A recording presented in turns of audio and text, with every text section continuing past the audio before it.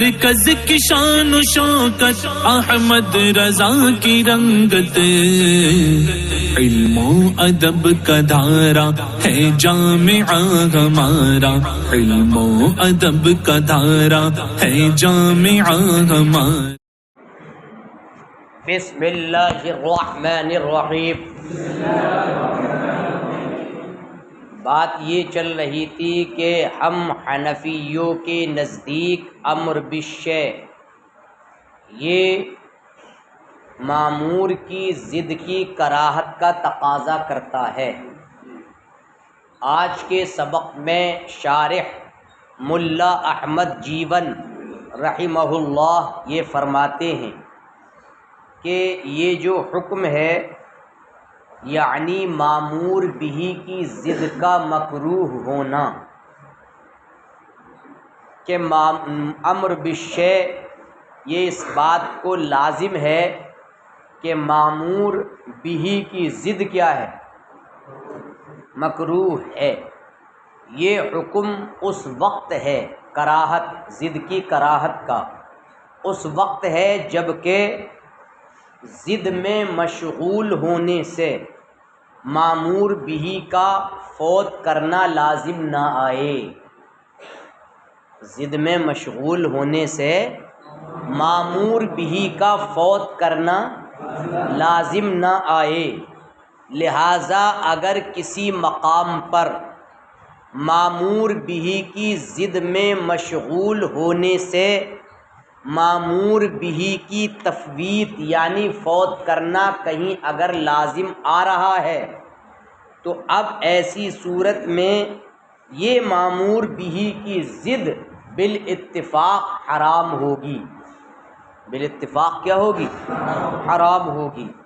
اور ماتن نے جو متن میں عبارت پیش کی وفائدۃ ھذا الاصل الی آخر العبارت کا یہی معنی ہے، یعنی جو انہوں نے اپنے متن کے اندر کہا کہ اس اصل کا فائدہ بھی تو کچھ ہونا چاہیے، یہ جو اصل بیان کی گئی ہے، یہ جو ضابطہ اور قاعدہ ذکر کیا گیا ہے، اس کا ثمرہ بھی تو کچھ ہونا چاہیے۔ تو اس کا فائدہ یہ بیان کیا ہے کہ تحریم، جب امر بالشیء سے تحریم مقصود نہیں ہے تو امر بالتحریم جو ہے ضد میں معتبر نہیں ہوگی، مگر اسی مقام میں کہ جہاں اس میں مشغول ہونے سے معمور بھی کی تفویت لازم آتی ہو۔ مطلب یہ ہے کہ تحریم وہی معتبر ہوگی جہاں اس کی ضد مفوت للامر ہو۔ اور سے سننا ذرا بات، تحریم کا اعتبار ہر جگہ نہیں ہے۔ تحریم امر بالقیام یعنی امر سے مقصود، امر بالشیء سے مقصود یہ نہیں ہے کہ اس کی ضد حرام ہے مطلقاً، بلکہ امر بالشیء کی ضد کی حرمت کا اعتبار، امر بالشیء کی ضد کی حرمت کا اعتبار یہ وہی ہوگا جب کہ اس کی ضد میں اشتغال مفوت للامر ہو، اس کی ضد میں اشتغال، ابے اردو گاڑی تو نہیں ہو رہی ہے، مفوت للامر ہو۔ اب جب مفوت للامر ہوگا، اگر مفوت للامر نہیں ہے تو وہ اس کی ضد مکروہ ہوگی۔ مثال کے طور پر امر بالقیام، یعنی آپ یا مصلی رکعت اولا سے فراغت کے بعد اس کو کیا حکم ہے؟ کھڑے ہو۔ یا رکعت ثانیہ میں تشہد سے فراغت کے بعد کیا حکم ہے؟ تو امر بالقیام یہ قعود سے قصداً ممانعت نہیں ہے، یعنی جو قیام کا حکم ہے رکعت ثانیہ میں یا تشہد سے فراغت کے بعد رکعت ثالثہ میں، امر بالقیام یہ قصداً بیٹھنے سے ممانعت نہیں ہے، جو قیام کی کیا ہے؟ ضد ہے۔ لہذا یہاں تک کہ اگر وہ بیٹھ گیا، کون؟ مصلی، اور بیٹھ کر پھر کھڑا ہوا، بیٹھ گیا اور بیٹھ کر پھر کھڑا ہوا، تو نفس قعود سے اس کی نماز فاسد نہیں ہوگی۔ سمجھ میں آ رہی ہے بات؟ نفس قعود سے اس کی نماز فاسد، البتہ نفس قعود مکروہ ہے۔ اس کی کراہت کی وجہ کیا ہے؟ تو شارح صاحب نے ذکر کیا کہ کراہت کی وجہ یہ ہے کہ نفس قعود وہ ایک تسبیح کی مقدار بیٹھنا ہے۔ نفس قعود کیا ہے؟ ایک مرتبہ تسبیح کی مقدار قعود پا لیا گیا تو قعود پر کیا ہو گیا؟ تو نفس قعود جو ایک تسبیح کی مقدار بیٹھنا ہے، کیا یہ مفوت قیام ہے؟ بتائیے، مفوت قیام نہیں ہے۔ تو پتہ یہ چلا قیام معمور بھی ہے۔ تو اگر معمور بھی کی ضد یعنی نفس قعود میں مصلی مشغول ہوگا، تو اب معمور بھی قیام کی ضد نفس قعود میں مشغول ہونے سے یہ مطلب قیام کی تفویض جو معمور بھی ہے یہ لازم نہیں آ رہی ہے۔ اور جب معمور بھی کی ضد میں اشتغال سے سمجھے تفویت معمور بھی کا لزوم نہیں ہو رہا ہے، تو اب اس کی ضد کا حکم کیا ہوگا؟ مکروہ ہوگی۔ لہذا نفس قعود کیا ہوگا؟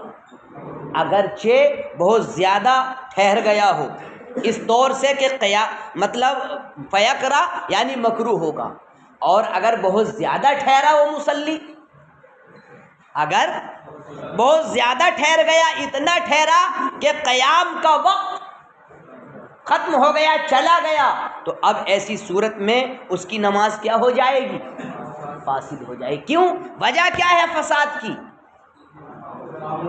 اس لیے کہ معمور بھی کی ضد میں اتنا مشغول ہوا کہ اس مشغولیت نے وہ مشغولیت مفوت للامر ہو گئی۔ اور قاعدہ ہے اصول فقہ کا کہ جہاں الاشتغال بالضد یفوت الامر فیکون ذلک الضد حراما بالاتفاق فکذا فی ہاہنا۔ تو ایسے ہی یہاں بھی ہوگا کہ یہاں بھی اس کی ضد میں اشتغال کیا ہو رہا ہے؟ مفوت للامر ہو رہا ہے، لہٰذا اس کا کیا حکم دیا جائے گا؟ نماز کیا ہو گئی؟ فاسد ہو گئی۔ سمجھ میں آئی بات؟ اب نیچے شارح صاحب نے ومن ہا ہونا سے ایک مطلب یہ ہے کہ بات اور ذکر فرمائی ہے، یعنی اب ومن ہا ہونا اس وجہ سے کہ ضد یہ جہاں مفوت معمور بھی ہو تو وہ حرام ہے، اور جو غیر مفوت للمامور بھی ہو تو وہ کیا ہے؟ مکروہ ہے۔ اسی لیے یہاں یہ بات پتہ چل گئی کہ وقت نماز کا کوئی کشادہ وقت ہے۔ مثال کے طور پر نماز کے وقت موسع میں ضد میں مشغول ہونا، نماز کے وقت موسع میں ضد میں مشغول ہونا، یہ مطلب یہ ہے کہ یہ حرام نہیں ہوگا، مطلب اس کی ضد حرام نہیں ہوگی، اس لیے کہ کشادہ وقت میں مطلب یہ ہے کہ اس میں مشغول ہونا ضد کے اندر، تو یہ مفوت صلاۃ نہیں ہے۔ مثال کے طور پر ظہر کا وقت کتنا کشادہ ہے، بہت دراز ہے، یا عشاء کا وقت کتنا دراز ہے، پوری رات پڑی ہے۔ اب اس وقت موسع میں مثال کے طور پر معمور بھی کی ضد میں مشغول ہوا کوئی انسان، تو اب اس کی ضد میں اتنے وقت موسع میں مشغول ہونا یہ اس کے لیے حرمت کا سبب، اس کی ضد کی حرمت کا سبب نہیں ہوگا، کیونکہ مطلب وقت کشادہ ہے اور یہ مفوت صلاۃ بھی نہیں ہے۔ اور تنگ وقت میں نماز کے اگر ہو گیا تو اب حرام ہوگا، اشتغال کیا ہوگا؟ یہ حرام ہوگا۔ اس لیے مطلب یہ ہے کہ جناب وہ تنگ وقت میں کس کی مفوت ہے؟ معمور بھی کی کیا ہے؟ مفوت ہے۔ اسی لیے یہاں یہ کہا تو اگرچہ وہ ضد فی نفسی ہی عبادت مقصودہ ہو یا امر مباح ہو، اس سے کوئی بحث نہیں ہے، وہ عبادت مقصودہ ہو یا جائز امر ہو، بہرحال یہ قاعدہ کام آئے گا زندگی میں کہ جہاں اشتغال بالضد یہ تثبیت مامور بھی کا ذریعہ بنے تو ضد میں مشغولیت یکون حرام بالاتفاق، اور اگر تثبیت مامور بھی کا ذریعہ نہ بنے تو یکون ذلک الضد مکروہا۔ اس قاعدے سے آپ، یہ اصول فقہ ہے، فقہ کے اصول ہیں یہ۔ اب یہ جہاں جہاں یہ اصل فٹ ہوگی آپ مسئلے کا کیا کرتے جائیں گے؟ استخراج کرتے جائیں گے۔ اس پر بہت سارے مسائل کی تفریح ہوگی اگر آپ، اور تفریعات کا سلسلہ اس میں بھی شروع ہے، ایک اصل یاد رکھنا اور فقہ میں چلے جانا، جہاں یہ لزوم ہو رہا ہو تو مسئلہ بتا دینا۔ یہی تو ہوتا ہے، ایک اصل بیان ہو گئی اور اس کے بعد جناب علی وَيَتَفَرَّعُ عَلَيْهِ وَيَتَفَرَّعُ عَلَيْهِ وَيَتَفَرَّعُ عَلَيْهِ۔ تفریعات کی ترتیب اور اس کی زنجیر ایسی لگتی ہے، اصل بیان کر دی جاتی ہے تو فا تفریعیہ لا کر کے متفرعات کا سلسلہ مصنفین و شارحین شروع فرما دیتے ہیں۔ بات سمجھ میں آ رہی ہے کہ نہیں؟ دیکھیے جناب، وَهَذَا اور یہ سب سمجھا کرو، یہ کیا، یہ کیا نہیں، مامور بھی کی ضد میں مشغول ہونا، یعنی اشتغال بالضد، مامور بھی کی ضد کا مکروہ ہونا، یہ ہے اس کا مشارل ہے۔ اور یہ اے کراہت ضد المامور بھی، مامور بھی کی ضد کی کراہت، یہ کہتے ہیں اس وقت ہے اذا لم یلزم من الاشتغال بالضد تفویت المامور بھی، جبکہ ضد میں مشغول ہونے سے مامور بھی کو فوت کرنا لازم، فَإِن لَزِمَ مِنْهُ، اگر اس سے وہ لازم آیا، کس سے؟ اشتغال بالضد سے تفویت مامور بھی کا اگر لزوم ہوا، یکون حراما بالاتفاق، تو اب مامور بھی کی ضد بالاتفاق، وَهَذَا مَعْنَى مَا قَالَ، اور یہی مطلب ہے اس کا جو مصنف نے آگے فرمایا، وَفَائِدَةُ هَذَا الْأَصْلِ، اور اس اصل کا فائدہ یہ ہے، أَنَّ التَّحْرِيمَ لَمَّا لَمْ يَكُنْ مَقْصُودًا بِالْأَمْرِ، کہ جب تحریم امر کا مقصود نہیں ہوا، جب تحریم پر الف لام عہد کا ہے اور معہود کیا ہے؟ خاص معہود ہے، مطلقاً تحریم نہیں ہے یہ، التحریم پر الف لام للعہد والمعہود ضد المامور بھی، حرمت ضد المامور بھی۔ تو اب ترجمے میں کیا کریں گے؟ مامور بھی کی ضد کا حرام قرار دینا جب امر کا مقصود نہیں ہے، امر سے جب مقصود نہیں ہے تو لم یعتبر، تو اب مامور بھی کی ضد کی حرمت معتبر نہیں ہوگی مگر اس حیثیت سے کہ وہ امر کو فوت کر دے، وہ امر کو کیا کر دے، تبھی معتبر ہوگی اس کی حرمت۔ فَإِذَا لَمْ يُفَوِّتْهُ، اب جب وہ مامور بھی کی ضد میں مشغولیت امر کو فوت نہ کرے، کان مکروہا، تو اب وہ کیا ہوگی؟ کل امر بالقیام، جیسے کہ قیام کا امر، نیچے متن سے لگتا ہے لیس بنہی عن القعود، شرح دیکھ لیں، یعنی الی الرکعۃ الثانیہ بعد فراغ الاولی، پہلی رکعت سے فراغت کے بعد دوسری رکعت کی طرف امر بالقیام، یا تشہد کے فراغت کے بعد، تشہد سے فراغت کے بعد الی الثالثہ، تیسری رکعت کا میں کھڑے ہونے کا حکم، لیس بنہی عن القعود قصداً، یہ قصداً بیٹھنے سے ممانعت نہیں ہے، حتی اذا قعد ثم قام، یہاں تک کہ جب وہ بیٹھ جائے اور اس کے بعد کھڑا ہو جائے، لا تفسد صلاته بنفس القعود، تو اب اس کی نماز نفس قعود سے فاسد، ولکنہ یکرہ، لیکن وہ نفس قعود مکروہ ضرور ہوگا، وہ نفس قعود، ابھی تقریر ہو رہی ہے کیا؟ لأن نفس القعود وهو قعود مقدار تسبیحہ، اس لیے کہ نفس قعود یہ کراہت کی دلیل ہے، یعنی وہ نفس قعود مکروہ کیوں ہوگا؟ چھ دلیل است، دلیل آن است، دری شرح مذکور است و ذکر کردہ است ملا احمد جیون رحمت اللہ تعالی علیہ در شرح خود المسمى بنور الانوار، جو کس سے موسوم ہے؟ دیکھیے، اس لیے کہ نفس قعود وہ ایک تسبیح کی مقدار بیٹھنا، جو نفس قعود لا یفوت القیامہ، وہ قیام کو فوت فیکرہ تو مکروہ ہوگا، وَإِن مَكَثَ كَثِيرًا، اور اگر مصلی صاحب بہت زیادہ بیٹھ گئے، ٹھہر گئے مصلی صاحب، مکث یمکث کیا مطلب؟ ٹھہرنا، کثیرہ بہت زیادہ ٹھہرے، اور اس کی صفت کاشفہ کے طور پر اس کی وضاحت اس طور سے بہت ٹھہرے، بحیث ذہب اوان القیام، اس طور سے ٹھہرے کہ قیام کا وقت چلا گیا، قیام کا ٹائم نکل گیا، یفسد الصلاۃ، تو یہ چیز نماز کو کیا کر دے گی؟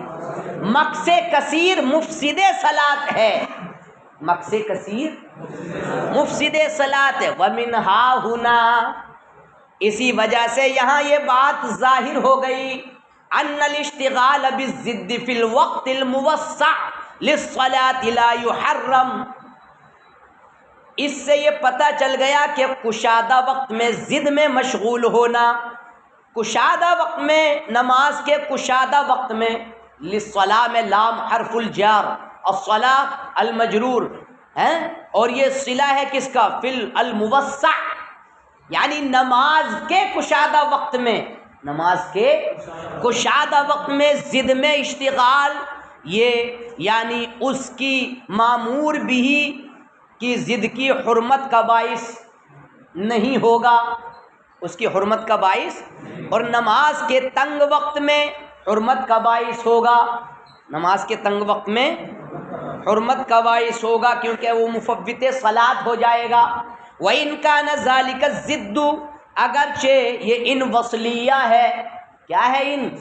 اگرچہ وہ ضد فی نفسہ عبادت مقصودہ ہو یا امر مباح ہو، یا امر، بتائیے جناب کیا پوزیشن ہے اس وقت سمجھنے کی؟ ارے بتاؤ نا، سمجھ میں آ رہی ہے نا بات؟ ایک ایک لفظ اور ایک عبارت کلیئر کر کے سمجھنی چاہیے، تبھی اس کا حق ادا ہوتا ہے۔ اب ذرا اگلے وَلِہَٰذَا، یہ دیکھیے وَلِہَٰذَا ہوا یا وَمِنْ ہَاہُنَا ہوا، اس کا مطلب یہ ہوتا کہ اس کا پیچھے سے کیا ہے؟ کنیکٹ ہے، کنیکشن ہے، وَلِہَٰذَا، اسی لیے تو اس رستے سے ہم نہیں گئے کیونکہ سانپ تھے اس پر، کہتے ہیں نہیں عام محاورات میں، اسی لیے ہم نے یہ نہیں کیا کیونکہ ایسا تھا۔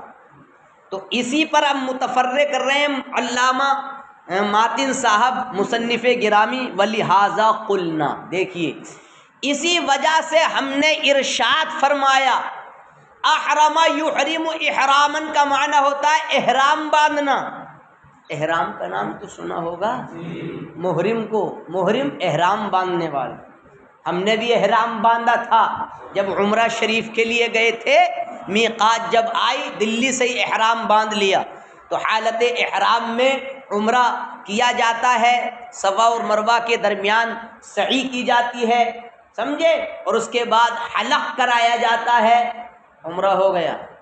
مسجد عائشہ سے آیا جاتا ہے ہر بار میں، بڑے عمرے کے لیے طائف کی میقات سے احرام باندھا جاتا ہے، سمجھے کہ نہیں؟ تو محرم کو سلا ہوا لباس پہننا منع ہے، محرم کو سلے ہوئے لباس سے ممانعت ہے۔ تو اب جب محرم کو، کیونکہ بخاری کی روایت یہ ہے، ان رجلا سأل رسول اللہ صلی اللہ علیہ وسلم ما یلبس المحرم من الثياب، لبس یلبس ہوا تھا پہننا، ما یلبس المحرم من الثياب، نبی کریم صلی اللہ علیہ وآلہ وسلم سے ایک شخص نے دریافت کیا کہ محرم کیا کپڑے پہنے، تو آپ نے فرمایا لا تلبس القمیص ولا العمائم، کیا فرمایا؟ لا تلبس القمیص، کرتا نہ پہنو، وللعمائم، اور امامہ شریف بھی، کیونکہ وہ باندھا جاتا ہے نا، گانٹھ کے طور پر لگایا جاتا. وللسراویلات، اور نہ پائجامے پہنو. وللبرانس خفاف، اور ٹوپی جو سلی ہوئی ہوتی ہے، جو بھی سلا ہوا ہوگا تو اس کے پہننے کی ممانعت ہے. یہ پوری حدیث ہے. تو اس حدیث پاک کے اندر یہ پتہ چلا کہ محرم کو سلا ہوا کپڑا پہننے کی ممانعت ہے، کما روى البخاری فی صحیحہ عن ابن عمر رضی اللہ تعالی عنہ. وقرأت آنفا وتلوت علیکم الحدیث المذکور امامکم، والحدیث المذکور فی البخاری عن ابن عمر رضی اللہ تعالی عنہ ان رجلا سأل رسول اللہ صلی اللہ علیہ وسلم. یہ ہے کہ نہیں؟ اب جناب عالی، اب اصل کیا ہے کہ نہیں، سلا ہوا کپڑا پہننے سے نہیں، ممانعت یہ اس بات کو لازم ہے کہ اس کی ضد سلا ہوا کپڑا پہننے کی نہیں کی ضد کیا ہے؟ بنا سلا ہوا کپڑا پہننا، یہی تو ضد ہے. تو اب یہ سنت واجبہ کے معنی میں ہوگا، نہیں کی ضد کس کے معنی میں ہوگی؟ سنت واجبہ کے معنی میں ہوگی. اور وہ جناب اس وجہ سے ہوگی کہ جب محرم کو سلا ہوا کپڑا پہننے سے منع کر دیا گیا تو اب ضروری یہ ہے کہ وہ ایسی چیز پہنے، ایسا کپڑا پہنے کہ جس سے ستر عورت ہو جائے. جس سے کیا ہو جائے؟ ستر عورت ہو جائے. اور اس میں ادنا کہ جو اس بات کے لیے کافی ہو وہ ازار ہے اور رداء ہے، تہبند ہے اور چادر ہے. ایک بیلٹ ملتی ہے، وہ بیلٹ اٹکا لیتے ہیں، یہاں ایسے لپیٹ کر بیلٹ اٹکا لیتے ہیں اور اوپر سے چادر ڈال لیتے ہیں. اور طواف جب شروع کرتے ہیں تو پہلے کے 3 چکر یہ شانہ کھلا رہتا ہے، اور چوتھے چکر میں یہ شانہ مطلب یہ ڈھانپ لیا جاتا ہے. یہ تو ایک ازار اور ایک رداء ہے، سمجھے، جس سے ستر عورت ہو جائے. تو اب جناب عالی، اب یہ ازار اور رداء مطلب ستر عورت میں، اور مطلب یہ ہے کہ گرمی سے بچنے میں اور ٹھنڈ سے بچنے میں یہ کیا ہوگا؟ کافی ہوگا. تو اب لازم یہ آئے گا کہ ان دونوں کو نہ چھوڑا جائے. ان دونوں کو، ازار اور رداء کو، جس طریقے سے سنت مؤکدہ کو نہیں چھوڑا جاتا ہے، اسی طریقے سے ان دونوں میں سے کسی ایک کو بھی. تو یہ ہے یہاں، ورنہ تو سنت اصطلاحیہ یہ ہے سنت کا معنی یہاں، ورنہ تو جو اصطلاحی سنت ہے وہ ہے جو نبی کریم صلی اللہ علیہ وسلم سے قولاً یا فعلاً مطلب یہ ہے کہ مروی ہو، نہ کہ وہ جو عقل کے ذریعے کیا ہو؟ ثابت ہو. اتنا سمجھ گئے؟ لہٰذا لبس ازار اور لبس رداء یہ کیا ہو گیا؟ سنت واجبہ کے معنی میں ہو گیا. کس کے لیے؟ محرم کے لیے.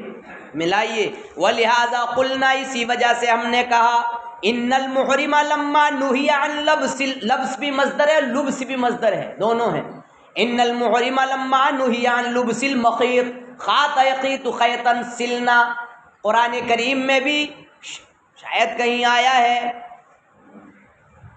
حتی دھاگا روشن ہو جائے.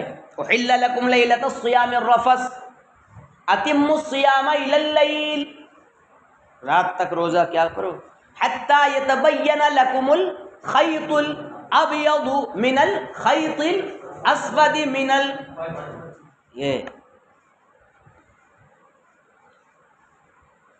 تو کہہ رہے ہیں جب سلے ہوئے کپڑے پہننے سے منع کر دیا گیا، کان من السنتی لبس الازار والرداء، تو اب محرم کے لیے سنت ہوگا کہ پائجامہ ازار پہنے اور رداء پہنے، چادر. تفریع علی اصل، یہ اسی اصل پر تفریع کی کرنا ہے. ان النہی یقتضی ان یکون ضدہ فی معنی سنت واجبہ، کہ نہیں اس بات کو لازم ہوگی کہ اس کی ضد سنت واجبہ کے معنی میں ہو. اور وہ اس وجہ سے کہ لما نهی المحرم عن لبس المخیط، کہ جب محرم کو سلا ہوا کپڑا پہننے کی ممانعت ہے، منع کر دیا گیا، ولا بد ان يلبس شيئا يستر به العورة، تو ضروری ہے کہ وہ ایسی چیز زیب تن کرے جس سے ستر عورت ہو جائے، اور اس کا ادنا حصہ کہ جو ستر عورت اور اتقائے حر اور اتقائے برد میں کافی ہو، هو الازار والردا، وہ کیا ہے؟ چادر ہے، یعنی تہبند ہے اور چادر ہے۔ لازم اللہ یترکا، تو اب ضروری ہے کہ ان کو نہ چھوڑا جائے، کما لم تترک السنت المؤکدہ، جیسے کہ سنت مؤکدہ کو نہیں چھوڑا جاتا ہے۔